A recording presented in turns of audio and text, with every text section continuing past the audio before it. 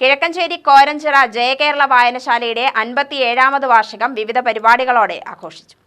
Tharoor MLA. P. Sumod ആഘോഷ പരിപാടികൾ ഉദ്ഘാടനം ചെയ്തു. ശരീരത്തിന് വ്യായാമം പോലെയാണ് നമ്മുടെ മനസ്സിന് ചിന്തക്ക് ബുദ്ധിക്ക് വായന. അതുകൊണ്ട് ചെറിയ പ്രായത്തിൽ തന്നെ ആഴത്തിലും പരപ്പിലുമുള്ള വായനയുടെ ലോകത്തേക്ക് നമ്മുടെ ആവാലവൃദ്ധ ജനങ്ങളെ, പ്രത്യേകിച്ച് പുതിയ തലമുറയെ കൊണ്ടുവരിക എന്നത് ഏറ്റവും പ്രധാനപ്പെട്ട കാര്യമാണ്.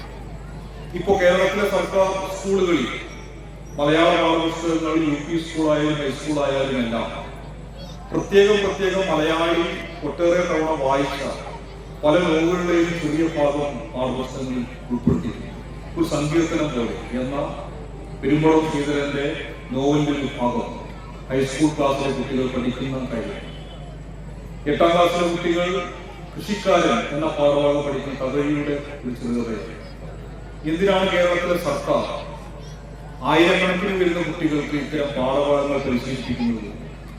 അത് പരിശീലിപ്പിക്കുന്നത് ഈ വായനയുടെ അനുഭവം കുട്ടികളിലേക്ക് കൊണ്ടുവരാനാണ്.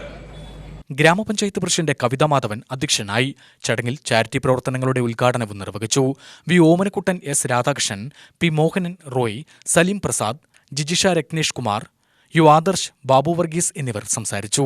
കുട്ടികളുടെ കലാപരിപാടികളും ഉണ്ടായിരുന്നു.